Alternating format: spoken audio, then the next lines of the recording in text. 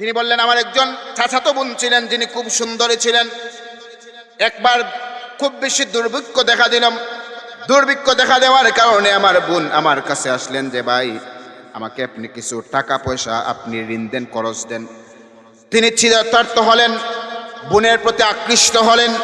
তিনি তার বোনকে এই কবজার মধ্যে ফেলে বললেন, বোন শোনো, একটা শর্তে তোমাকে আমি আমার কাছ থেকে মুদ্রা দিতে পারি, টাকা পয়সা দিতে পারি, যদি তুমি আমার সাথে একান্ত সময় কাটাও। বোন আর কোনো রাস্তা খুঁজে না পেয়ে ভাইয়ের এই কুপ্রস্তাবের মধ্যে তিনি রাজি হয়ে গেলেন। ভাই যখন তার বোনকে, চাচাতো বোনকে 120 দিরহাম দিলেন, দেওয়ার পরে বোনকে তার নির্জন কামরার মধ্যে নিয়ে গেলেন। চাচাতো বোনকে নেওয়ার পরে ওই যুবক মানুষটাকে, ওই বোনটা তখন বলছে, আমার ভাই শোনো, যেই রব তোমাকে তৈরি করেছেন, যেই আল্লাহ আমাকে বানিয়েছেন, যে রব্বুল আলামিন তোমাকে যৌবন দান করেছেন, যে রব্বুল আলামিন আমাকে এত সৌন্দর্য দান করেছেন, সেই রব দুনিয়ার কোনো মানুষ দেখতেছে না আমার ভাই। এই মুহূর্তে যিনি দেখতেছেন তিনি হচ্ছেন আমার আল্লাহ। এ কথা যখন বোন বললেন, চাচাতো বোন, ওই ভাইটা সাথে সাথে বোনের কাছ থেকে সরে আসলেন, তাওবা করলেন, আল্লাহ রব্বুল আলামিনের কাছে দোয়া করলেন, রব্বুল আলামিন আমার অপরাধ হয়ে গেছে, আল্লাহ তুমি আমাকে মাফ করে দাও। ওই মানুষটা গুহার মধ্যে থেকে ওই বিষয় স্মরণ করে আল্লাহ রব্বুল আলামিনের কাছে হাত তুলে দোয়া করতেছেন, রব্বুল আলামিন আমার এই বিষয়টা যদি তোমার সন্তুষ্টির জন্য হয়, তাহলে আমাদেরকে এই বিপদ থেকে আপনি রক্ষা করেন, বলি সুবহানাল্লাহ। লোক তাকিয়ে দেখলেন মুহূর্তের মধ্যে গুহার পাথরের 3 ভাগের 2 ভাগ সরে গিয়েছে, রয়েছে কয় ভাগ? ওহেতুক বিষয় কি? মুমিন বান্দা একটু মিলাবেন, আমরা কি আসলে মুমিন বান্দা কি না? আল্লাহ তো বলছেন, কদ আফলাহাল মুমিনুন, মুমিনরা সফল কাম হয়ে গিয়েছে। আপনাকে একজন বলল, অমুক জায়গা থেকে আপনি একটি পুরস্কার পেয়ে গিয়েছেন। আপনি একটি পুরস্কার পেয়ে গিয়েছেন মানে কি? পুরস্কার আপনার হাতে। আল্লাহ বলছেন, কদ আফলাহাল মুমিনুন, মুমিনরা সফলতা অর্জন করেছে। এখন অর্জন করতে হলে, সেই দলে থাকতে হলে আমাদেরকে 2 নম্বরে যে বৈশিষ্ট্য, সেটা হলো ওয়াল্লাযীনা হুম আনিল লাগওয়ি মুরিদুন, আমাদেরকে অহেতুক ফাহেসা কাজ থেকে বিরত থাকতে হবে। মুমিনের বিশেষ একটি গুণ হলো লাগওয়ি, মানে অহেতুক বিষয় থেকে বেঁচে থাকা। লাগওয়ি মানে কি? লাগওয়ি মানে হচ্ছে গীবত, লাগওয়ি মানে হচ্ছে ফেসবুকে স্ক্রলিং করা, লাগওয়ি মানে হচ্ছে কোনো মানুষকে গালি দেওয়া, লাগওয়ি মানে হচ্ছে হাসি ঠাট্টা করা, অশ্লীল কথাবার্তা বলা। দেখেন তো আমাদের সমাজের মধ্যে গীবত আছে না নাই? কম না বেশি? বেশি, এমন বেশি। যদি নবীজির দরবারে, নবীজির যুগে যদি আমরা থাকতাম, তাহলে ওই গীবত আর মিথ্যার দুর্গন্ধে আমরা আর বাঁচতে পারতাম না। প্রাহাজিন, এজন্য মুমিন বান্দার আচরণ হতে হবে সুন্দর। মুমিন বান্দার তার যে চালচলন, তার কথার যেই ধরন, ওই মুমিন বান্দার কথাগুলো হতে হবে উত্তম সুন্দর। ফাহেসা কথা থেকে বিরত থাকতে হবে। কারণ হচ্ছে সুন্দর কথাই হচ্ছে ইসলামের একটি সৌন্দর্য বিষয়। তিরমিজি শরীফের 308 নম্বর হাদিস, রাসূল কারীম সাল্লাল্লাহু আলাইহি ওয়াসাল্লাম ইরশাদ করেন, ইন্না মিন হুসনি ইসলামিল মারই তারকাহু মা লা ইয়ানি, কোন ব্যক্তির ইসলামের অন্যতম সৌন্দর্য হলো অর্থহীন কথা থেকে বেঁচে থাকা, অর্থহীন কাজ পরিত্যাগ করা। আপনি কোনো একটি রাস্তা দিয়ে অতিক্রম করতেছেন, আপনি লক্ষ্য করে দেখতেছেন ওই জায়গার মধ্যে গান বাজনা হচ্ছে, আপনি মুমিন বান্দা হিসেবে গান বাজনার দিকে যাবেন না, আপনি পাশ কাটিয়ে আপনি আপনার ঘরের দিকে চলে আসবেন। এটা হচ্ছে অনর্থক বিষয়, অনর্থক কাজ। অনর্থক কথা ও কাজের 2টি অর্থ হতে পারে। একটি হলো যদি কেউ তাদেরকে বাজে কথা বলে, কেউ যদি তাকে বাজে কথা বলে বা গালি দেয়। নবীজি বলছেন, কোন মানুষ যদি তোমাকে গালি দেয়, তোমার বাবাকে নিয়ে গালি দেয়, দাদাকে নিয়ে যদি কোন মানুষ তোমাকে গালি দেয়, তুমি ওই মানুষটাকে তার ফিরতি তার বাবাকে নিয়ে গালি দিবে না। যদি কোনো মানুষ তার বাবাকে নিয়ে গালি দেয়, ওই মানুষটা যদি চুপ থাকতে পারে, নীরবতা অবলম্বন করতে পারে, আমার নবীজি বলেন যে গালি দিল সেই গালি তার দিকেই প্রত্যাবর্তন হয়, বলি সুবহানাল্লাহ। আপনাকে একজন আপনার বাবাকে নিয়ে গালি দিল, আপনি চুপ থাকলেন, তাকে কিছু বললেন না, নবীজি বলেন তার গালিটা আপনার উপরে আসবে না, তার গালিটা তার দিকে চলে যাবে। এজন্য অনর্থক বিষয়ের 2টি অর্থ হলো, একটি কথা হলো আপনি কোনো মানুষ যদি আপনাকে গালি দেয়, আপনি তাকে গালি দিবেন না। কোনো মানুষ আপনার সাথে খারাপ আচরণ করলে আপনি খারাপ আচরণ করবেন না। 2 নম্বর বিষয় হলো অর্থহীন কথা এবং কাজ না করা। অর্থহীন কথা মানে দুনিয়া এবং আখেরাতে কোনো ফায়দা নাই, না দুনিয়ার জমিনে কোনো ফায়দা আছে না আখেরাতে কোনো ফায়দা আছে, এমন কথাবার্তা আমাদের মধ্যে হয় কিনা? হয়। একটা কাহিনী আপনাদেরকে বলি। জাহিলিয়াতের যুগে একটি যুদ্ধ ছিল, সেই যুদ্ধের নাম হচ্ছে বাসুসের যুদ্ধ। আর এই বাসুসের যুদ্ধ কি কারণে হয়েছিল যদি শুনেন তাহলে অবাক হবেন। এই বাসুসের যুদ্ধের সময়সীমা ছিল প্রায় 40 বছর। কত বছর? 40 বছর। কোন বিষয় নিয়ে বাসুসের যুদ্ধ সংগঠিত হয়েছিল? এমন যুদ্ধ যেই যুদ্ধটা 40 বছর স্থায়িত্ব ছিল, 40 বছর পর্যন্ত এই যুদ্ধের সময়সীমা ছিল। তাহলে তো অবশ্যই বিরাট কোনো বিষয় নিয়ে ঝগড়া লেগেছিল, কিন্তু না, সামান্য একটা মুরগির বাচ্চা নিয়ে তাদের মধ্যে ঝগড়া হয়েছিল। বলি নাউজুবিল্লাহ। আর একটু আসতে বলি নাউজুবিল্লাহ। বাসুসের যুদ্ধ প্রায় 40 বছর স্থায়িত্ব ছিল। আর বাসুসের যুদ্ধ সংগঠিত হয়েছিল একটি মুরগের বাচ্চাকে কেন্দ্র করে। এই বাসুসের যুদ্ধ জাহিলিয়াতের সময় এমন মারাত্মক আকার ধারণ করেছিল, তার বাবা যখন মৃত্যু শয্যায়, ওই বাবাটা তার সন্তানকে বলতো, আমার সন্তান, ওই মানুষটার কাছ থেকে তুমি অবশ্যই প্রতিশোধ গ্রহণ করবে। তার বাবার কাছ থেকে সে ওসিয়ত পেল। ওই মানুষটা, সন্তানটা যখন বড় হলো, সেও যখন মৃত্যুর শয্যায় চলে যায়, সেও তার সন্তানকে বলে দিত, আমার সন্তান তুমি প্রতিশোধ অবশ্যই গ্রহণ করবে। বলি নাউজুবিল্লাহ। এটা হচ্ছে অনর্থক। দ্বিতীয় আরেকটা বিষয় বলি, সহজে বুঝবেন অনর্থক বিষয়টা কি। দিল্লিতে একজন আল্লাহর মকবুল হয়েছিলেন, তিনি হচ্ছেন মির্জা মাজহার জানেজা রহমতুল্লাহ আলাইহি। আফগানিস্তানের বলখ থেকে 2 জন শাকরিদ আসলেন, তিনার কাছে মুরিদ হবেন। দিল্লিতে আসার পরে তিনারা যখন দেখলেন নামাজের সময় হয়েছে, মির্জা মাজহার জানেজা রহমতুল্লাহ আলাইহি বললেন, যাও তোমরা গিয়ে ওযু করে আসো। মির্জা জানেজা রহমতুল্লাহ আলাইহি যখন তাদেরকে বললেন, যাও গিয়ে ওযু করে আসো, ওই 2 জন শাকরিদ আফগানিস্তানের বলখ থেকে এসেছিলেন, তিনারা যখন দিল্লির ওযুখানার হাউজের মধ্যে গেলেন, যাওয়ার পরেই 2 জন মানুষ তর্ক শুরু করলেন যে, ভাই দেখো, এই দিল্লির ওযুখানার হাউসটা বড় নাকি আমাদের আফগানিস্তানের বলখের হাউস বড়? কথা কি বোঝা যায়? আমরা 2 জন তর্ক করতেছি যে দামোদর তফি যে পুকুর রয়েছে, এই পুকুরটা বড় না উসমানীনগরের পুকুরটা বড়? বলেন তো, এটা কি দুনিয়ার কোনো ফায়দা আছে না আখিরাতের কোনো ফায়দা আছে? নাই। এই 2 জন মানুষ মির্জা জানেজা রহমতুল্লাহ আলাইহির কাছে আসলেন। তিনি ওযু করার সময় তিনারা তর্ক শুরু করলেন। একজন বলতেছে যে না, দিল্লির হাউসটা বড়, আরেকজন বলতেছে না, আফগানিস্তানের আমাদের বলখের হাউস বড়। এই তর্ক নিয়ে তাদের মধ্যে মনোমালিন্য শুরু হলো, তর্কাতর্কি শুরু হলো। এই সময় মির্জা মাজহার জানেজা রহমতুল্লাহ আলাইহি ছিলেন, তিনি এই ঘটনা অবলোকন করলেন, শুনতেছেন। এক সময় তারা ওযু শেষ করল, নামাজটা শেষ করল। শেষ করার পরে আল্লাহর এই মকবুল ওলির সামনে গেলাম। যাওয়ার পরে বলল, হে আল্লাহর মকবুল ওলি, আল্লাহর বন্ধু, আমরা আপনার কাছে এসেছি মুরিদ হওয়ার জন্য, আপনি আমাদেরকে মুরিদ করেন। মির্জা মাজহার জানেজা রহমতুল্লাহ আলাইহি বললেন, তোমরা আগে সিদ্ধান্ত নাও, দিল্লির হাউসটা বড় না আফগানিস্তানের বলখের হাউসটা বড়? তিনি বলছেন যে তোমরা আগে সিদ্ধান্ত নেও, দিল্লির হাউসটা বড় নাকি আফগানিস্তানের বলখের হাউসটা বড়।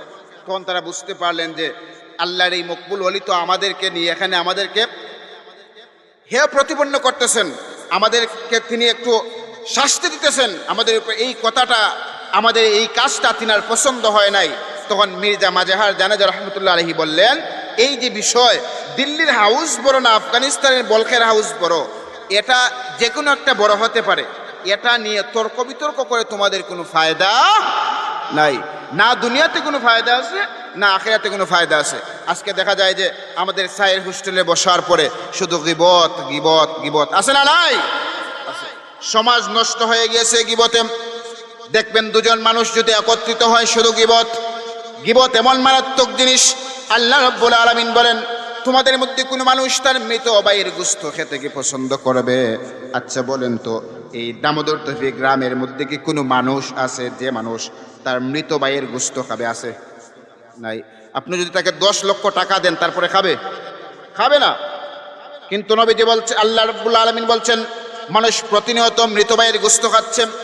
রাসূল কারীম সাল্লাল্লাহু আলাইহি ওয়াসাল্লাম মেরাজে যখন গেলেন, যাওয়ার পরে দেখলেন একদল মানুষ, তাদের হাতের মধ্যে যে নখগুলা রয়েছে লোহার নখ, এই নখ দিয়ে তারা তাদের দু চাপার যেই গাল রয়েছে, দুপাশের গালের চামড়াগুলা তারা টেনে টেনে তারা খালিয়ে একেবারে শেষ করে দিচ্ছে, রক্তে জর্জরিত হয়ে গেছে।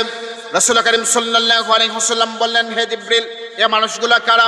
জিবরাইল আলাইহিস সালাতু ওয়াস সালাম বললেন, ওই মানুষগুলা হলো তারা যারা দুনিয়ার জমিনে প্রতিনিয়ত তার মৃত ভাইয়ের গোশত ভক্ষণ করত। বলি নাউজুবিল্লাহ। এজন্য আমাদের উচিত হচ্ছে ফাহিশা বিষয় থেকে বেঁচে থাকা। কারণ মানুষ এমন এমন সময় এমন এমন কথা বলেন, আল্লাহর হাবিব সাল্লাল্লাহু আলাইহি ওয়াসাল্লাম বলেন, মানুষ এমন এমন সময় এমন কিছু কথা বলে যেই কথা সম্পর্কে তার কোনো চিন্তা নাই, সে ভাবেও নাই যে এই কথার কারণে আল্লাহ রাব্বুল আলামিন তাকে জাহান্নামের মধ্যে নির্ধারণ করে দিয়েছেন। সহিহ বুখারী বর্ণনা 6477 নম্বর হাদিস, ইন্নাল আবদা লা ইয়াতাকাল্লামু বিল কালিমাতি মা ইয়াতাবায়্যানু ফিহা ইয়াজিল্লু বিহা ফিন্নার আবাদা মিম্মা বাইনাল মাশরিক। রাসূল কারীম সাল্লাল্লাহু আলাইহি ওয়াসাল্লাম বলেন, নিশ্চয় বান্দা চিন্তা ব্যতিরেকে, পরিণাম ব্যতিরেকে মানুষ এমন কথা বলে যেই কথার কারণে আল্লাহ রাব্বুল আলামিন তার ঠিকানা জাহান্নামের মধ্যে করে নেন, সে টেরই পায় না। আর এমন জাহান্নাম যার গভীরতা, যার দূরত্ব, যার প্রশস্ত হলো শিমাল থেকে জনম, পশ্চিম থেকে পূর্ব পর্যন্ত যতটুকুন দূরত্ব, তার জাহান্নামটা ঠিক ততটুকুন বড়। বলি নাউজুবিল্লাহ। প্রিয় হাজিরিন, এজন্য কথা যখন বলবো আমাদেরকে সতর্ক থাকতে হবে। আপনি আমি যে কথাগুলা বলি, প্রত্যেকটি কথা আমার রব প্রতিনিয়ত রেকর্ড করতেছেন কিনা? রেকর্ড করতেছেন। কিয়ামতের দিন আল্লাহ রাব্বুল আলামিন আপনার আমার প্রত্যেকটি কথার জবাব নেবেন। আল্লাহ রাব্বুল আলামিন 50 নম্বর সূরা কফ এর 18 নম্বর আয়াতের মধ্যে বলেন, মা ইয়ালফিযু মিন কওলিন ইল্লা লাদাইহি রাকীবুন আতীদ।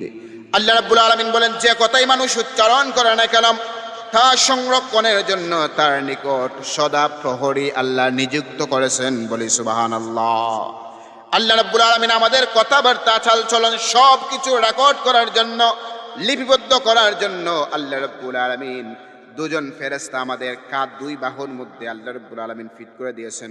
এজন্য বাবারা আমার, মাইকের আওয়াজ যারা শুনতেছেন, দয়া করে ফাহিশা বিষয় থেকে বিরত থাকেন। ওহেতুক কাজ নিয়ে ব্যস্ত থাকবেন না, ফালতু বিষয় নিয়ে সময় কাটাবেন না, গীবত করবেন না, পরনিন্দা করবেন না। ফেসবুকে দোকান পরে দেখা যায় আজকে ঘন্টার পর ঘন্টা চলে যায়, কিন্তু আমরা ফেসবুক থেকে বের হতে পারি না। ওই মানুষটা দেখা যায় ফেসবুকে সময় কাটায়, কিন্তু একটা সপ্তাহের মধ্যে একটা পারা তিলাওয়াত করার সময় ওই মানুষটার হয় না। বুঝতেছেন কথা? সারাটা সপ্তাহের মধ্যে সে একটা সূরা তিলাওয়াত করবে, এই সময় হয় না, কিন্তু ফেসবুকে ঘন্টার পরে ঘন্টা তার সময় কাটাতে পারে। পেরহাজিনের জন্য মুমিন বান্দার 2 নম্বর বৈশিষ্ট্য হলো অহেতুক বিষয় থেকে বিরত থাকে, ফাহিশা কাজ থেকে বিরত থাকে। মুমিন বান্দার 3 নম্বর বৈশিষ্ট্য হলো, আল্লাহ রাব্বুল আলামিন বলছেন, ওয়াল্লাযীনা হুম লিয-যাকাতি ফাঈলুন। মুমিন বান্দা যারা, তাদের 3 নম্বর বৈশিষ্ট্য হলো যারা যাকাত আদায় করে। বলি সুবহানাল্লাহ। যারা যাকাত আদায় করে, এই আয়াতের মধ্যে 2টি অর্থ নিয়েছেন মুফাসসিরিনে কেরামরা বলেছেন এই আয়াতের 2টি অর্থ। প্রথম নম্বর অর্থ হলো মানুষ তার সম্পদের যাকাত দিবেন। 2 নম্বর অর্থ হলো মানুষ তার অন্তরকে শিরিক এবং কুফর থেকে বাঁচিয়ে মানুষ তার আত্মাকে পরিশুদ্ধ করবে। বলি সুবহানাল্লাহ। মুমিন বান্দার 3 নম্বর বৈশিষ্ট্য হলো তার যাকাত আদায় করবে, তার আত্মাকে পরিশুদ্ধ করবে। এবার আসেন আমরা সংক্ষিপ্তভাবে এই আয়াতের একটু ব্যাখ্যা দেখি। আল্লাহ রাব্বুল আলামিন বলছেন, মুমিন বান্দা তারা যারা যাকাত দেয়, যাকাত কারা দিবেন? যাদের উপর যাকাত ফরজ হয়েছে। দেখেন যাকাত কেমন ফরজ? কালেমা নামাজ পড়ে কি একটু বলেন? কালেমা নামাজ, রোজা, কালেমা নামাজ না, কালেমা নামাজ বাদে যাকাত। আপনি যত জায়গায় কুরআনুল কারীমের মধ্যে নামাজের কথা শুনবেন, প্রত্যেকটি জায়গায় নামাজের কথার পরেই আল্লাহ রাব্বুল আলামিন যাকাতের কথা বলছেন। আল্লাহ রাব্বুল আলামিন বলছেন, ওয়া আকিমুস সালাতা ওয়া আতুজ যাকাহ। প্রত্যেক জায়গায় আল্লাহ রাব্বুল আলামিন নামাজের কথা বলার পরেই বলছেন যাকাত দাও। একজন মানুষ মুসলমান হওয়ার পরে তার পরিচয় হলো সে নামাজ পড়ে, আর নামাজ পড়ার পরে সে যদি সামর্থ্যবান হয়, নেশাব পরিমাণ সম্পদের মালিক হয়, তাকে অবশ্যই যাকাত আদায় করতেই হবে।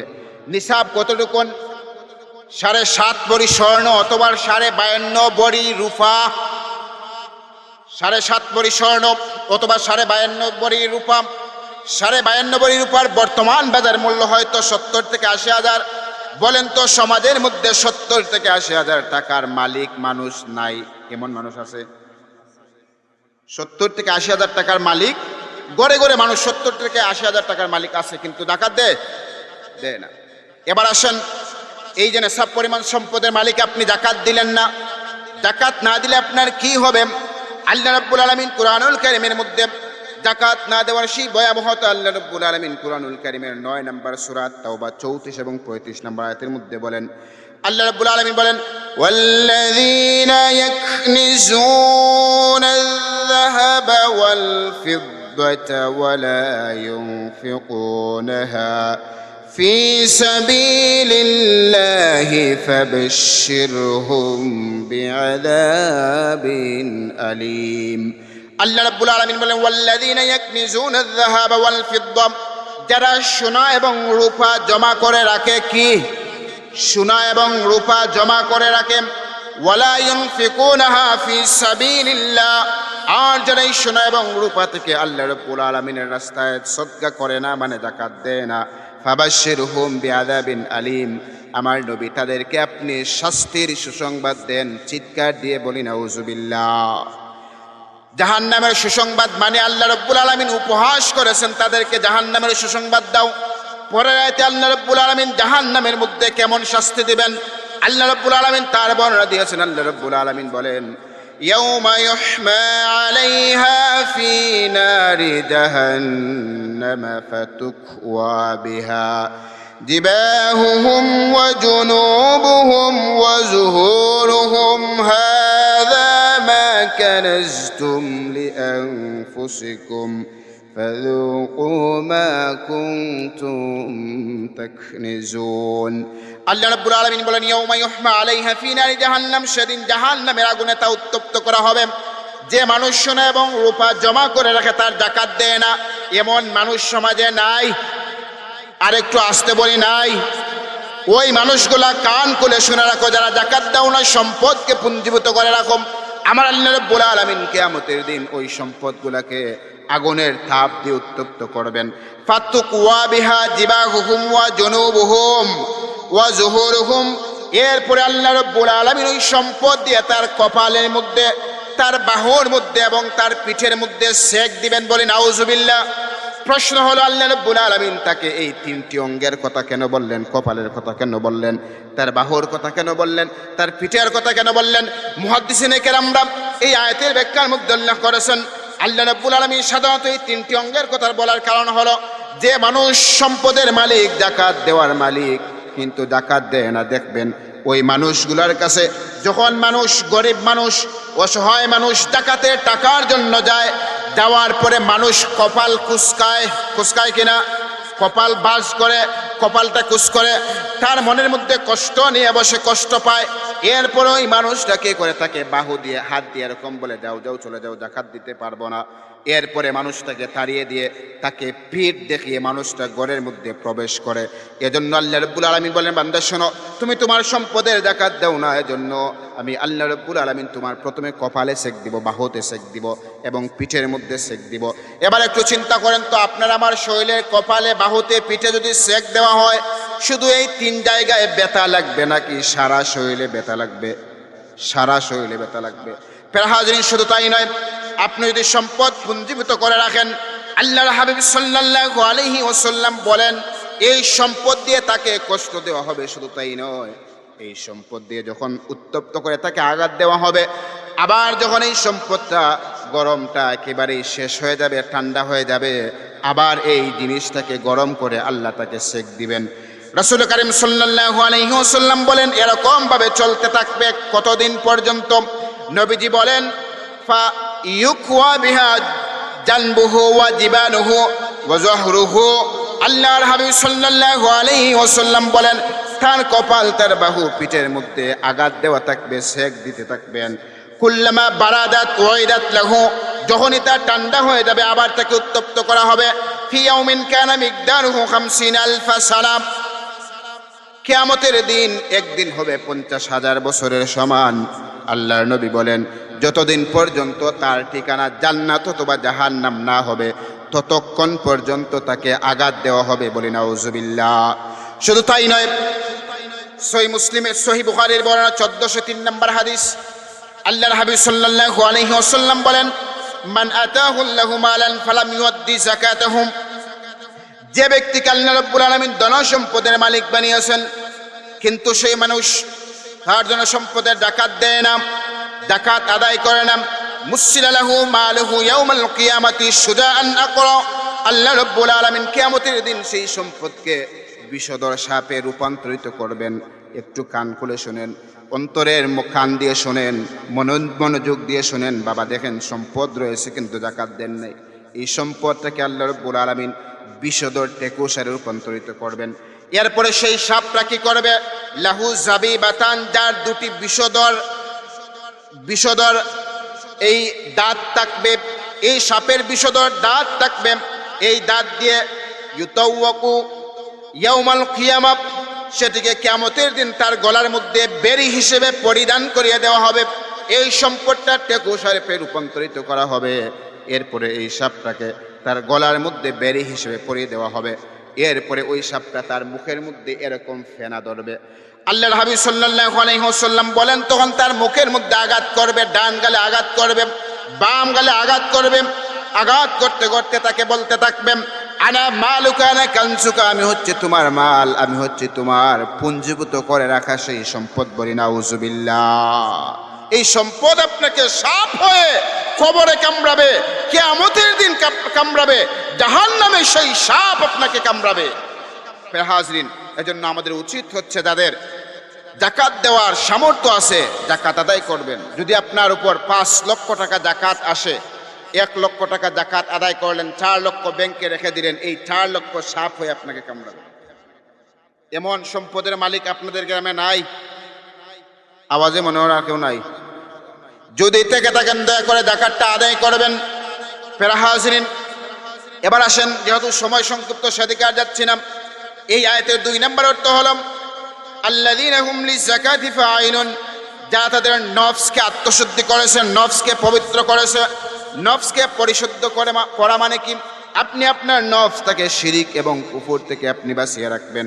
এজন্য আল্লাহ রাব্বুল আলামিন 91 নম্বর সূরা শামসের 9 এবং 10 নম্বর আয়াতের মধ্যে বলেন ক্বাদ আফলাহা মান যাক্কাহা ওয়া ক্বাদ খাবা মান দাসসাহা। আল্লাহ রাব্বুল আলামিন বলেন ক্বাদ আফলাহা মান যাক্কাহা, সেই সফল কাম হয়েছে, সেই সফলতা লাভ করেছে যে তার আত্মাকে পবিত্র করেছে, পরিশুদ্ধ করেছে। ওয়া ক্বাদ খাবা মান দাসসাহা, আর সেই ব্যর্থ হয়েছে যে তার আত্মাকে কলুষিত করেছে, যে তার অন্তরকে কলুষিত করেছে। কারণ হচ্ছে এই অন্তরটা হচ্ছে মানুষের আমলের কেন্দ্রবিন্দু, অন্তরটা হচ্ছে মানুষের আমলের রাজধানী। আপনার অন্তর যদি ভালো থাকে আপনার গোটা শরীর ভালো থাকবে, আর আপনার কলব মানে অন্তর যদি খারাপ হয়ে যায় আপনার সমস্ত শরীরটা খারাপ হয়ে যাবে। সহিহ বুখারী 52 নম্বর হাদিস, আল্লাহর হাবিব সাল্লাল্লাহু আলাইহি ওয়াসাল্লাম বলেন আলা ইন্না ফিল জাসাদি মুদগা ইযা সালাহাত সালাহাল জাসাদু কুল্লুহু ওয়া ইযা ফাসাদাত ফাসাদাল জাসাদু কুল্লুহু আলা ওয়া হিয়াল কলব। আল্লাহর হাবিব বলেন আলা ইন্না ফিল জাসাদি মুদগা, প্রত্যেক মানুষের শরীরের মধ্যে একটি গোশতের টুকরা রয়েছে। এই গোশতের টুকরাটা ইযা সালাহাত সালাহাল জাসাদু কুল্লুহু, এই গোশতের টুকরা যদি ভালো থাকে, পবিত্র থাকে, তাহলে তার সমস্ত গোটা শরীরটাই ভালো থাকবে। ওয়া ইযা ফাসাদাত ফাসাদাল জাসাদু কুল্লুহু, আর যদি তার এই গোশতের টুকরাটা কলুষিত হয়ে যায়, এই গোশতের টুকরা নষ্ট হয়ে যায়, তাহলে তার সমস্ত শরীরটা নষ্ট হয়ে গেল, খারাপ হয়ে গেল। এবার আল্লাহ রাব্বুল আলামিনের হাবিব সাল্লাল্লাহু আলাইহি ওয়াসাল্লাম জবাব দিলেন এই গোশতের টুকরাটা হলো আলা ওয়াহিয়াল কলব, এই গোশতের টুকরা হলো প্রত্যেক মানুষের কলব। বলি সুবহানাল্লাহ। এজন্য আপনার আমার আত্মাকে পরিশুদ্ধ করতে হবে, আপনার আমার কল্পকে, আত্মাকে পরিশুদ্ধ কিভাবে করব? আমাদের অন্তরটাকে আমরা হিংসা থেকে দূরে রাখবো, গীবত থেকে দূরে রাখবো, ফাহিশা কাজ থেকে দূরে রাখবো, মানুষের পরনিন্দা থেকে দূরে রাখবো, হিংসা বিদ্বেষ থেকে দূরে রাখবো। ইবাদত যখন করব তখন আমরা ইখলাসের সহিত শুধুমাত্র আল্লাহ রাব্বুল আলামিনের সন্তুষ্টির জন্য আমরা গোলামি করব। প্রিয় হাজির, আমি সংক্ষেপ করে দিচ্ছি। মুমিন বান্দার 4 নম্বর বৈশিষ্ট্য, সফলকাম মুমিন বান্দা যারা, তাদের 4র্থ নম্বর বৈশিষ্ট্য হলো আল্লাহ রাব্বুল আলামিন বলছেন, ওয়াল্লাযীনা হুম লিফুরুজিহিম হাফিজুন। আল্লাহ রাব্বুল আলামিন বলে, যারা তার নিজের লজ্জাস্থানকে হেফাজত করেন। আপনার আমার লজ্জাস্থানকে যদি আমরা হেফাজত করতে পারি, খারাপ কাজে যদি ব্যবহার না করি, আপনার আমার লজ্জাস্থানকে অবৈধ কাজে যদি ব্যবহার না করি, আমার আল্লাহ রাব্বুল আলামিন বলেন ওই মানুষটাই প্রকৃত মুমিন, সফলকাম মুমিন। বলি সুবহানাল্লাহ। এজন্য আল্লাহ রাব্বুল আলামিন সফলকাম মুমিন হওয়ার জন্য আপনাকে লজ্জাশীলতা দান করেছেন। আপনাকে আল্লাহ রাব্বুল আলামিন বলেন 24 নম্বর সূরা আন-নূরের 30 এবং 31 নম্বর আয়াতের মধ্যে আল্লাহ রাব্বুল আলামিন বলেন, কুল লিল মুমিনিনা ইয়াগুদ্দু মিন আবসারিহিম ওয়া ইয়াহফাযু ফুরুজাহুম যালিকা আযকা লাহুম ইন্নাল্লাহা খাবীরুম বিমা ইয়াসনাউন। আল্লাহ রাব্বুল আলামিন বলেন, কুল লিল মুমিনিনা ইয়াগুদ্দু মিন আবসারিহিম ওয়া ইয়াহফাযু ফুরুজাহুম। মুমিন পুরুষদেরকে বলে দিন, হে আমার নবী, মুমিন পুরুষ যারা রয়েছে, বেটা মানুষ যারা রয়েছে, যুবক যারা রয়েছে, দুনিয়ার জমিনে যারা পুরুষ রয়েছে, দুনিয়ার সমস্ত পুরুষ মানুষদেরকে আপনি বলে দিন তারা যেন তাদের দৃষ্টি অবনত রাখে এবং তারা যেন তাদের লজ্জাস্থানের হেফাজত করে। এরপরে বলেন, যালিকা আযকা লাহুম, এটাই তাদের জন্য শুদ্ধ হবে, এটাই তাদের জন্য মঙ্গল। ইন্নাল্লাহা খাবীরুম বিমা ইয়াসনাউন, তারা যা কিছু করে আল্লাহ রাব্বুল আলামিন সেই সম্পর্কে পরিপূর্ণ অবগত আছেন। এরপর আল্লাহ রাব্বুল আলামিন শুধু মুমিন বান্দাদেরকেই বলেন নাই, আল্লাহ রাব্বুল আলামিন মুমিন নারী যারা রয়েছেন তাদেরকে আল্লাহ রাব্বুল আলামিন বলছেন, ওয়া কুল্লিল মুমিনাতি ইয়াগদুদনা মিন আবসারিহিন্না ওয়া ইয়াহফাযনা ফুরুজাহুন। আল্লাহ রাব্বুল আলামিন বলেন মুমিন নারীদেরকে বলো তারা যেন তাদের দৃষ্টিকে অবনত রাখেন এবং তারা যেন তাদের লজ্জাস্থানকে হেফাজত করেন। তাহলে শুধু পুরুষকে আল্লাহ বলেন নাই, আল্লাহ রাব্বুল আলামিন পুরুষের পাশাপাশি নারীদেরকেও বলেছেন। আমার মা বোনরা, আজকে দেখা যায় রাস্তাঘাটে বের হলে মা বোনদের ফিট খালি কপালের নিচে 1 নক্তা না উপরে 1 নক্তা আছে না নাই, সমস্ত শরীর উলঙ্গ। শুধু মসজিদের মেসাব বেটাকে যদি দেখেন তখন মাথায় কাপড় উঠে, আর না হয় আল্লাহর দই দেওয়া ওই মা এবং বোনের মাথার মধ্যে কাপড় দেওয়া যায় না। আল্লাহ রাব্বুল আলামিন বলেন, আমার মুমিন বান্দা বান্দি যদি হতে চাও তাহলে তোমার লজ্জাস্থানকে তুমি হেফাজত করো। রাসূল করিম সাল্লাল্লাহু আলাইহি ওয়াসাল্লাম বলেন, আমার উম্মতরা শোনো, আমি নবীজি তোমাদেরকে রেখে একা জান্নাতে যেতে চাই না। আল্লাহর হাবিব সদা সর্বদা তার উম্মতের জন্য কেঁদে কেঁদে দোয়া করতেন। সদা সর্বদা নবীজি নামাজের মধ্যে দাঁড়িয়ে যেতেন। গতকালকে শামাইলে তিরমিজির একটা হাদিস পড়লাম, আমি অবাক হলাম। এটা হাদিসটা অনেক আগে শুনেছি, কিন্তু নিজ চোখে গতকালকে পড়লাম, হাদিসটা লক্ষ্য করলাম। আম্মাজান আয়েশা সিদ্দিকা রাদিয়াল্লাহু তাআলা আনহা বলেন, আল্লাহর হাবিব সাল্লাল্লাহু আলাইহি ওয়াসাল্লাম যখন নামাজের মধ্যে দাঁড়াতেন, আল্লাহর নবী এত বেশি নফল নামাজ পড়তেন আর নামাজের মধ্যে এত বেশি কান্না করতেন, এত বেশি বিনীত থাকতেন। আম্মাজান আয়েশা বলেন, আল্লাহর নবী যখন দাঁড়াতেন, কিয়াম করতেন, আমরা ভাবতাম আল্লাহর নবী মনে হয় আর কখনো রুকু করবেন না। আর যখন রুকু করতেন আমরা ভাবতাম আল্লাহর নবী মনে হয় সিজদার মধ্যে যাবেন না। আল্লাহর নবী এত বেশি লম্বা নামাজ পড়তেন, আল্লাহর নবী সাল্লাল্লাহু আলাইহি ওয়াসাল্লামের পা মুবারক ফুলে যেত। আম্মাজান আয়েশা বললেন, ইয়া রাসূলুল্লাহ, ইয়া হাবিবাল্লাহ, আপনি নামাজের মধ্যে এত কষ্ট করেন কেন? আল্লাহ তো আপনার আগে করে পিছনের সমস্ত গুনাহ মাফ করে দিয়েছেন। নবীগণ মাসুম, নবীগণ বেগুনাহ মাসুম। আল্লাহ রাব্বুল আলামিন তাদেরকে মাসুম হিসেবে তৈরি করেছেন। রাসূল করিম সাল্লাল্লাহু আলাইহি ওয়াসাল্লাম বলেন, ওগো আয়েশা, আমার রব আমাকে তার প্যারে হাবিব হিসেবে দুনিয়াতে দিয়েছেন, আল্লাহ আমাকে এত দয়া করলেন, আমি কি আমার রবের শুকুর গুজারিশ বান্দা হিসেবে আমার রবের দরবারে উপস্থিত হব না? নবীজি বলছেন, আমি কি আমার রবের শুকুর গুজারিশ বান্দা হব না? এরপরে নবীজি বলেন, নামাজের মধ্যে দাঁড়িয়ে আমি আমার গুনাহগার উম্মতের জন্য আল্লাহর দরবারে আমি কান্না করি, আল্লাহ আমার উম্মত একেবারেই দুর্বল, আমার উম্মতদেরকে আপনি মাফ করে দেন। এজন্য দেখেন আল্লাহর নবী আমাদের জন্য কান্না করতেছেন, এখনো মদিনার রওদায়ে আতহারের মধ্যে শুয়ে আছেন। জিন্দা নবী সদা সর্বদা আল্লাহ রাব্বুল আলামিনের কাছে তার উম্মতের জন্য কান্না করেন, দোয়া করেন। এবার নবীজি শিক্ষা দিচ্ছেন, আমার উম্মতরা শোনো, তোমরা যদি আমি নবীজিকে দুটি জিনিসের জিম্মাদারি দিতে পারো, তাহলে আমি নবীজি তোমাদের জন্য জান্নাতের জিম্মাদারি হয়ে যাবে। বলি সুবহানাল্লাহ। নবীজি বলছেন, তোমরা যদি আমি নবীজিকে দুটি জিনিসের জিম্মাদারি দিতে পারো, আমি নবীজি তোমাদের জন্য জান্নাতের জিম্মাদার হয়ে যাব। সহিহ বুখারীর বর্ণনা 6474 নম্বর হাদিস। قال النبي صلى الله عليه وسلم من يضمن لي ما بين لحييه وما بين رجليه اضمن له الجنه। রাসূল করিম সাল্লাল্লাহু আলাইহি ওয়াসাল্লাম বলেন, কোন মানুষ যদি আমাকে দুটি জিনিসের জিম্মাদারি দিতে পারে, তার লজ্জাস্থান প্রথমটি হলো তার জবান, দ্বিতীয়টি হলো তার লজ্জাস্থান। জবান এবং লজ্জাস্থান এই দুইটি জিনিসের যদি জিম্মাদারি দিতে পারে, আমি নবীজি আমার ওই উম্মতকে জান্নাতের জিম্মাদারি দিলাম। বলি সুবহানাল্লাহ। কারণ হচ্ছে মানুষ জবান এবং তার লজ্জাস্থান দিয়ে বেশি গুনাহ করে।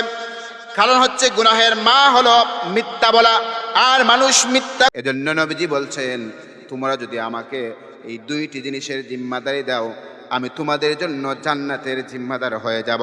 শুধু তাই নয়, আমার যুবক ভাইয়েরা শোনো, আল্লাহর হাবিব সাল্লাল্লাহু আলাইহি ওয়াসাল্লাম যুবকদেরকে কত ভালোবাসতেন। সহিহ তারগিবের হাদিস 2410 নম্বর হাদিস। আল্লাহর হাবিব সাল্লাল্লাহু আলাইহি ওয়াসাল্লাম কুরাইশদেরকে ডাক দিয়ে বলছেন, ইয়া শাবাবা কুরাইশিন, হে কুরাইশের যুবকরা শোনো, ইহফাজু ফুরুজাকুম লা তাজনু আলা মান হাফিজা ফারজাহু ফালাহুল জান্নাহ। আল্লাহর নবী কুরাইশ যুবকদের ডাক দিয়ে বললেন, হে কুরাইশের যুবকরা শোনো। মুহাদ্দিসিনে কেরামরা বলছেন, আল্লাহর নবী শুধু কুরাইশ যুবকদেরকেই বলেন নাই, আল্লাহর নবী তামাম বিশ্বের যুবকদেরকে বলতেছেন, যুবকরা শোনো, তোমরা তোমাদের যৌনাঙ্গের হেফাজত করো। লা তাজনু, কখনো ব্যভিচার করবে না, জেনায় লিপ্ত হবে না। আল্লাহ নবী বলছেন, তোমরা তোমাদের লজ্জাস্থানের হেফাজত করো, কখনো জেনার মধ্যে লিপ্ত হবে না। এরপরে রাসূল করিম সাল্লাল্লাহু আলাইহি ওয়াসাল্লাম বলেন, আলা মান হাফিজা ফারজাহু ফালাহুল জান্নাহ। যে মানুষ তার লজ্জাস্থানটাকে হেফাজত করতে পেরেছে, তার জন্য জান্নাতটা আবশ্যক হয়ে যায়। বলি সুবহানাল্লাহ। আজ যে যুবক ভাইয়েরা ফেসবুকে ঢুকে, বিভিন্ন ওয়েবসাইটে ঢুকে নিজের যৌবনটাকে নষ্ট করে দিয়েছে, আমার নবীজি বলছেন, হে আমার যুবক, হে আমার যুবক, হে যুবক শোনো, তুমি তোমার লজ্জাস্থানটাকে হেফাজত করো, যৌনাঙ্গকে হেফাজত করো, অবৈধ কাজে ব্যবহার করবা না। যদি তুমি হেফাজত করতে পারো, তাহলে আমি নবীজি ডিক্লিয়ার দিলাম, তোমার জন্য আল্লাহর তৈরি জান্নাতটা আবশ্যক হয়ে যায়। পেরাহাজিনের জন্য মানুষের চরিত্র যদি হেফাজত রাখতে চান, মানুষের যৌনাঙ্গ লজ্জাস্থান হেফাজত রাখতে হলে আল্লাহ রাব্বুল আলামিন একটি পদ্ধতি জারি করে দিয়েছেন, তার নাম হচ্ছে বিয়ে। আজকে বলেন তো, আমাদের সমাজের মধ্যে বিয়ে সহজ না কঠিন? খুবই কঠিন। কিন্তু আল্লাহর হাবিব সাল্লাল্লাহু আলাইহি ওয়াসাল্লাম বিয়ে জিনিসটাকে সহজ করে দিয়েছিলেন। যাই হোক, সেদিকে আর যাচ্ছি না। এজন্য সমাজের মধ্যে যে সমস্ত যুবক ভাইদের বিয়ে করার বয়স হবে, তাদেরকে আপনারা বিয়ে করিয়ে দিবেন। সন্তানদেরকে আপনারা বিয়ের জন্য জিজ্ঞেস করবেন যে, বাবা তুমি কি বিয়ে করা তোমার জন্য জরুরি কিনা? যদি বলে যে বাবা আমার বিয়ে করা এই মুহূর্তে জরুরি, তাহলে তাকে বিয়ে করিয়ে দিবেন। আর যদি বাবা হিসেবে সন্তানের বিয়ে করা জরুরি অবস্থায় যদি বিয়ে না করান, তাহলে আপনি নিশ্চিন্তে থাকেন, আপনার সন্তান যেই খারাপ কাজের মধ্যে জড়িত হবে, যেই কবিরা গুনাহের মধ্যে লিপ্ত হবে, ওই কবিরা গুনাহের একটা অংশ আপনার আমল নামায় গিয়ে লিপ্ত হবে। দুরূদ শরীফ পড়ি, সাল্লাল্লাহু মুহাম্মদ সাল্লাল্লাহু আলাইহি ওয়াসাল্লাম। হাজরিন, যে কথার মধ্যে ছিলাম, লজ্জাস্থান হেফাজত করতে হবে। লজ্জাস্থানটা হেফাজত করতেন কিভাবে করবেন, আর যদি করতে পারেন কোন মুহূর্তে আপনি কিভাবে করবেন? সুন্দর একটি ঘটনা হচ্ছে, আল্লাহর হাবিব সাল্লাল্লাহু আলাইহি ওয়াসাল্লাম সাহাবে কেরামদেরকে একটি ঘটনা শুনিয়েছেন যে তিনজন যুবক এক সময় সফরে বের হলেন। এই বর্ণনাটা হচ্ছে সহিহ বুখারীর 2272 নম্বর হাদিস। সহিহ বুখারীর 2272 নম্বর হাদিস, অনেক লম্বা একটা হাদিস, সংক্ষেপ করে বলছি। তিনজন যুবক সফরে বের হলেন। সফরে বের হওয়ার পরে তারা যখন হাঁটতেছেন, সফর করতেছেন, এক সময় দেখলেন যে রাত্র নেমে আসলো। যখন রাত আসে তখন দিন চলে যায়, অন্ধকার নেমে আসে, ঠিক কিনা? যখন অন্ধকার হলো তখন তারা রাত্রি যাপন করার জন্য তারা একটি গুহার মধ্যে আশ্রয় নিলেন। যখন গুহার ভিতরে ঢুকলেন, ঢুকার পরে হঠাৎ আকাশটা মলিন হয়ে গেল, বৃষ্টি শুরু হলো। এমন বৃষ্টি যে বৃষ্টির কারণে পাহাড় থেকে বিশাল একটি পাথর এই গর্তের মুখের মধ্যে এসে পড়লো। এখন বলেন তো, যেই যুবক, তিনজন যুবক এই গর্তের মধ্যে যেই রাস্তা দিয়ে ঢুকেছেন, পাথর এই রাস্তার মধ্যে পড়লো, এখন কি তারা বের হতে পারবে? পারবে না। তারা চিন্তা করলেন আমরা কি করব। এই তিনজন যুবক সিদ্ধান্ত নিলেন আমাদের জীবনে যদি কোনো ভালো কাজ থেকে থাকে, এই ভালো কাজের উসিলা নিয়ে আল্লাহর কাছে দোয়া করব, যাতে আল্লাহ আমাদেরকে এই ভালো কাজের উসিলায় এই খারাপ, এই বিপদ থেকে রক্ষা করেন। তিনজন মানুষ, প্রথমজন বললেন আমার একটা ভালো কাজ আছে, এজন্য কিছু আমল গোপনে রাখবেন, কিছু ভালো কাজ গোপনে রাখবেন। একজন মানুষকে 10 টাকা দান করবেন যাতে কোনো মানুষ না দেখে। রাতের অন্ধকারে ওযু করে দাঁড়িয়ে 2 রাকাত নামাজ পড়বেন, কেউ দেখতেছে না। দেখতেছেন কে? আর একটু জোরে বলে, কে দেখতেছেন? আল্লাহ।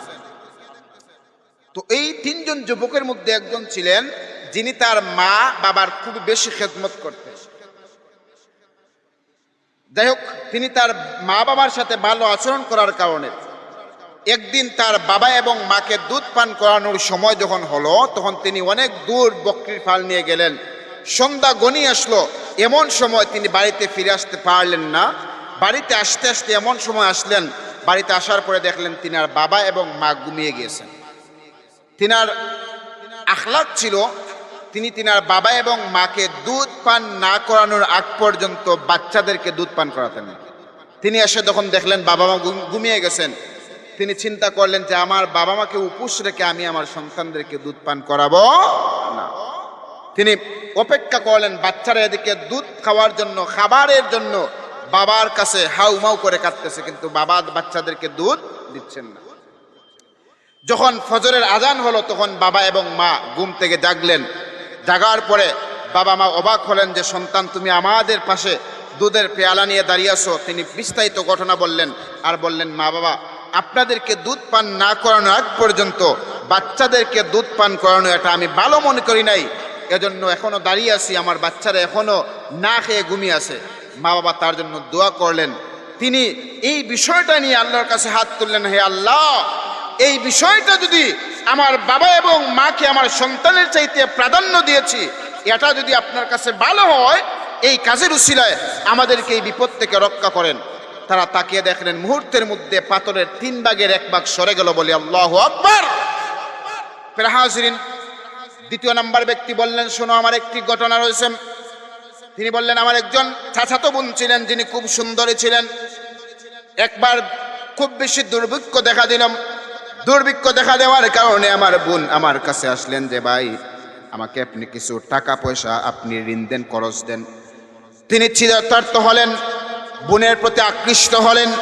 তিনি তার বোনকে এই কবজার মধ্যে ফেলে বললেন, বোন শোনো, একটা শর্তে তোমাকে আমি আমার কাছ থেকে মুদ্রা দিতে পারি, টাকা পয়সা দিতে পারি, যদি তুমি আমার সাথে একান্ত সময় কাটাও। বোন আর কোনো রাস্তা খুঁজে না পেয়ে ভাইয়ের এই কুপ্রস্তাবের মধ্যে তিনি রাজি হয়ে গেলেন।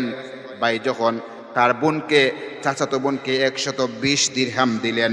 দেওয়ার পরে বোনকে তার নির্জন কামরার মধ্যে নিয়ে গেলেন। চাচাতো বোনকে নেওয়ার পরে ওই যুবক মানুষটাকে, ওই বোনটা তখন বলছে, আমার ভাই শোনো, যেই রব তোমাকে তৈরি করেছেন, যেই আল্লাহ আমাকে বানিয়েছেন, যে রব্বুল আলামিন তোমাকে যৌবন দান করেছেন, যে রব্বুল আলামিন আমাকে এত সৌন্দর্য দান করেছেন, সেই রব দুনিয়ার কোনো মানুষ দেখতেছে না আমার ভাই, এই মুহূর্তে যিনি দেখতেছেন তিনি হচ্ছেন আমার আল্লাহ। এ কথা যখন বোন বললেন, চাচাতো বোন, ওই ভাইটা সাথে সাথে বোনের কাছ থেকে সরে আসলেন, তাওবা করলেন, আল্লাহ রব্বুল আলামিনের কাছে দোয়া করলেন, রব্বুল আলামিন আমার অপরাধ হয়ে গেছে, আল্লাহ তুমি আমাকে মাফ করে দাও। ওই মানুষটা গুহার মধ্যে থেকে ওই বিষয় স্মরণ করে আল্লাহ রব্বুল আলামিনের কাছে হাত তুলে দোয়া করতেছেন, রব্বুল আলামিন আমার এই বিষয়টা যদি তোমার সন্তুষ্টির জন্য হয় তাহলে আমাদেরকে এই বিপদ থেকে আপনি রক্ষা করেন, বলি সুবহানাল্লাহ। লোক তাকিয়ে দেখলেন মুহূর্তের মধ্যে গুহার পাথরের 3 ভাগের 2 ভাগ সরে গিয়েছে, রয়েছে কয় ভাগ? 1 ভাগ। তৃতীয় নাম্বার ব্যক্তি বললেন, আমার কাছে একজন কর্মচারী ছিলেন, তিনি আমার কাছে কাজ করতেন, একদিন তিনি আমার কাছ থেকে মজুরি না নিয়ে তিনি চলে গেলেন, আমার কাছ থেকে তিনি কোনো মজুরি নেন নাই, তার যে পারিশ্রমিক ছিল আমি এই পারিশ্রমিক টাকা দিয়ে আমি ব্যবসা করলাম, লেনদেন করলাম, তারপরে বিরাট সম্পদটা হলো, অনেকগুলা ছাগল উট হলো, বেড়াদুম্বা হলো। এরপরে অনেক বছর যাওয়ার পরে ওই কর্মচারী ব্যক্তি আমার কাছে আসলাম, আসার পরে বলল, মালিক তোমার কাছে আমি অনেক বছর আগে যে কাজ করেছিলাম আপনার কাছ থেকে আমি কোনো মজুরি নেই নাই, আজকে আমি এসেছি আপনার কাছ থেকে মজুরি নেওয়ার জন্য। তখন তিনি বললেন যে, ভাই শোনো, তোমার অপেক্ষায় আমি ছিলাম, তোমার যেই মজুরি ছিল এই মজুরি দিয়ে আমি ব্যবসা করেছি, এই নাও ছাগল পাল, যেই পাল রয়েছে, এই উটের পাল, এগুলো হচ্ছে তোমার, এই যে তুমি দেখতেছে দান বা বিভিন্ন জিনিসপত্র, এগুলো হচ্ছে তোমার। ওই মানুষটা অবাক হয়ে বলল, আপনি কি আমার সাথে ঠাট্টা করতেছেন, বিদ্রুপ করতেছেন? মালিক বলতেছেন, ভাই না, ওয়াল্লাহি তোমার সাথে বিদ্রুপ করি নাই, তোমার সম্পত্তি দিয়ে আমি ব্যবসা করেছি, একটা টাকাও খেয়ানত করে নাই, আজকে তুমি তোমার মাল বুঝে নাও। ওই মানুষটা তার মাল বুঝে নিল। তিনি দোয়া করতেছেন, রব্বুল আলামিন এই কাজটা যদি তোমার সন্তুষ্টির জন্য করে থাকি, আল্লাহ এই বিপদ থেকে সেই কাজের জন্য আপনি আমাদেরকে উদ্ধার করে দেন। তারা তাকিয়ে দেখলেন গুহা থেকে তৃতীয় যে অংশ রয়েছিল পাথর, সেটাও সরে গিয়েছে, বলি সুবহানাল্লাহ। এখান থেকে শিক্ষা হলো, খারাপ কাজ থেকে আপনি আপনার লজ্জাস্থানকে হেফাজত করবেন, এটা খুব বড় একটি পুরস্কার আল্লাহ আপনাকে দান করবেন। ফের হাজির, এবার আসেন আমাদের যে আয়াত, মুমিন বান্দার 5ম এবং 6ষ্ঠ নম্বর যে গুণ, সেটা হচ্ছে ওয়াল্লাযিনা হুম লিআমানাতিহিম ওয়াহদিহিম রাউন। মুমিন বান্দা যারা, তাদের 5ম এবং 6ষ্ঠ নম্বর বৈশিষ্ট্য হলো তারা নিজের আমানত রক্ষা করে, পূর্ণ করে এবং ওয়াদার বরখেলাফ করে না। মুমিন বান্দার 5ম নম্বর বৈশিষ্ট্য হলো তারা আমানতের খেয়ানত করে না। বলেন তো আজকের সমাজে মানুষ কি আমানত রক্ষা করে না খেয়ানত করে? খেয়ানত করে। রাসূল কারীম সাল্লাল্লাহু আলাইহি ওয়াসাল্লাম বলেন, ওয়াল আমানাতু মাগনামা, আল্লাহ রাব্বুল আলামিন আসমান থেকে গজব নাজিল করবেন 15টি কারণে, তন্মধ্যে অন্যতম একটি কারণ হলো ওয়াল আমানাতু মাগনামা, যখন মানুষ আমানতটাকে খেয়ানত করবে তখন গজব আসবে। আজকে মানুষ আমানতের খেয়ানত করে, মুমিনের 5ম নম্বর বৈশিষ্ট্য। কিন্তু দেখেন আমার নবী কেমন আমানতদার ছিলেন। জাহিলিয়াতের সময় যখন ভাই বোনকে চিনত না, ছেলে তার মাকে চিনত না, এমন পশুত্বভাব সেই সমাজের মধ্যে ছিল, সেই সময় মানুষ তার ভাইয়ের কাছে টাকা আমানত রাখত না, সন্তান তার বাবার কাছে টাকা আমানত রাখত না, সন্তান তার বাবার কাছে আমানত রাখত না, আপন ভাই তার আপন ভাইয়ের কাছে টাকা আমানত রাখত না, একজন মানুষ কোনো মানুষকে বিশ্বাস করত না। সেই সময় আপনার আমার নবীকে, সেই জাহিলিয়াতের সময় সেই কাফির মুশরিকরা আমার আপনার নবীকে আস-সাদিক এবং আল আমিন উপাধি দিয়েছিল, বলি সুবহানাল্লাহ। আল্লাহর নবীকে আস-সাদিক আর আল আমিন উপাধি দিয়েছিল।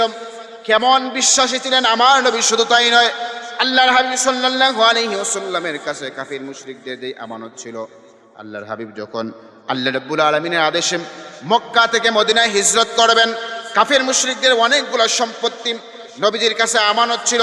আল্লাহর হাবিব এই সময় যদি চাইতেন, তিনি সেই আমানতগুলা নিয়ে মক্কায় চলে যেতে পারতেন, কারণ আল্লাহর নবীকে কাফের মুশরিকরা এত বেশি নির্যাতন করেছে। আল্লাহর নবীকে দুনিয়ার জমিন থেকে একেবারেই দুনিয়ার জমিন থেকে বিদায় করার জন্য ষড়যন্ত্রে তারা লিপ্ত হয়েছিল। আল্লাহর নবী সেই আমানত খেয়ানত করেন নাই। যখন হিজরত করবেন, আলী রাদিয়াল্লাহু তাআলা আনহুকে ডাক দিলেন, আলী কোথায় তুমি আসো? আলী রাদিয়াল্লাহু তাআলা আনহু আসলেন। আসার পরে আলী রাদিয়াল্লাহু তাআলা আনহুকে বললেন, হে আলী, আজকে রাত্রে আমি আবু বকরকে নিয়ে মক্কা থেকে মদিনায় হিজরত করব, আমি নবীজির বিছানায় তুমি কম্বল মুড়ি দিয়ে আমার বিছানায় তুমি শুয়ে থাকবে। আর এই নাও মক্কার কাফির মুশরিকদের আমানত। আগামীকাল যখন কাফের মুশরিকরা আমি রাসূলকে এই বিছানার মধ্যে তারা দেখবে না, তখন তারা আমাকে নিয়ে গালি দিবে, আমি আমানত রক্ষা করে নেই বলে গালি দিবে। না না, শোনো, মক্কার কাফিররা আমার কাছে যে আমানত দিয়েছিল, এই আমানত তুমি নাও। আগামীকাল সকাল প্রত্যেক মানুষের আমানত তুমি আলী তাদের কাছে বুঝিয়ে দিবে। বলি সুবহানাল্লাহ। নবীজি তখনও আমানত রক্ষা করেছেন। এখন বলেন তো, কোনো মানুষকে যদি আপনি গালি দেন, কোনো মানুষকে যদি আপনি গালি দেন আর তার কাছে 1 লক্ষ টাকা রাখেন আমানত, আমানত জায়গায় থাকবে? থাকবে না। আমানত তো পরের বিষয়। কোনো মানুষকে যদি আপনি ঋণ দেন, খরচ দেন, একটা ডেট দেওয়া হয়, এটাও আমানত কিনা? আমানত। এই ডেট কি জায়গায় থাকে? থাকে না। রাসূল কারীম সাল্লাল্লাহু আলাইহি ওয়াসাল্লাম বলেন, আমানত এমন একটা বিষয়, কোনো মানুষ যদি তোমার সাথে কথা বলে, কথা বলার সময় যদি এদিক সেদিক তাকায়, এরকম হয় কিনা? মাঝে মধ্যে আমরা যখন 1জন 2জন কথা বলি, তখন আশপাশ তাকাই কেউ আসলো কিনা? রাসূল কারীম সাল্লাল্লাহু আলাইহি ওয়াসাল্লাম বলেন, যখন কোনো মানুষ তোমার সাথে কথা বলবে, এদিক সেদিক তাকাবে, তখন মনে করবে তোমার ওই ভাইয়ের কথা তোমার কাছে আমানত। কিন্তু দেখা যায় কি, এক ভাই আমার সাথে মসজিদের পুকুরে ঘাটে বসে ওযু করে করে একটা বিষয় বলল, আসরের নামাজ শেষ হলো, বাজারে গেলাম, পয়েন্টে গেলাম, চা খেলাম, তখন শুরু করলাম যে অমুক তো আমার কাছে এই বিষয়ে বর্ণনা করেছে। এমন স্বভাব আমাদের নাই। পেরহাজিনের জন্য আমাদেরকে আমানত রক্ষা করতে হবে। 8 নম্বর সূরা আনফাল 27 নম্বর আয়াতের মধ্যে আল্লাহ রাব্বুল আলামিন সুন্দর করে বলেন, ইয়া আইয়ুহাল্লাযীনা আমানু লা তাখুনুল্লাহা ওয়ার রাসূলা ওয়া তাখুনু আমানাতিকুম ওয়া আনতুম তা'লামুন।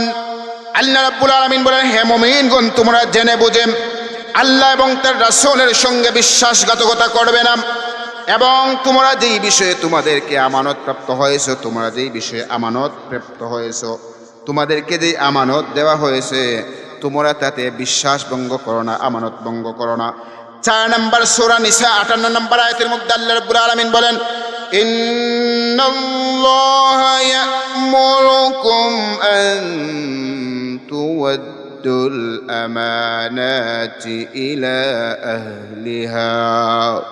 আল্লাহ রাব্বুল আলামিন বলেন, নিশ্চয় আল্লাহ তাআলা তোমাদেরকে আদেশ করেছেন, তোমরা আমানত সমূহ, তোমাদের যেই আমানত রয়েছে, এই আমানতের হকদারের কাছে তোমরা আমানতটা পৌঁছিয়ে দাও। বলি সুবহানাল্লাহ। পেরহাজিন, এই যে আমানত বিষয়টা আল্লাহ আমাদেরকে দেন নাই, আমরা নিয়েছি। আমানত বিষয়টা আল্লাহ আমাদের উপর দেন নাই, আমরা নিজ থেকে নিয়েছি। এখন প্রশ্ন করতে পারেন কিভাবে নিয়েছি? আল্লাহ বর্ণনা দিয়েছেন 33 নম্বর সূরা আহজাবের 72 নম্বর আয়াতে আল্লাহ রাব্বুল আলামিন সুন্দর করে বর্ণনা দিয়েছেন, বান্দা শোনো, এই যে আমানতের খেয়ানত করতেছো, এই আমানত কিন্তু আমি আল্লাহ তোমাদেরকে দেই নাই, তোমরা নিজ থেকে নিয়েছো। কারণ এই আমানতটা জমিনকে দিতে চেয়েছিলাম, আকাশকে দিতে চেয়েছিলাম, পাহাড় পর্বতকে দিতে চেয়েছিলাম, কিন্তু পাহাড় পর্বত নেয় নাই, আকাশ জমিন নেয় নাই। আগ বাড়িয়ে মানুষ তোমরা নিয়েছো, সাবধান, এই আমানতের খেয়ানত করবে না। আল্লাহ রাব্বুল আলামিন বলেন, ইন্না আরাদনাল আমানাতা আলাস সামাওয়াতি ওয়াল আরদি ওয়াল জিবালি فأبين أن يحملنها وأشفقن منها وحملها الإنسان إنه كان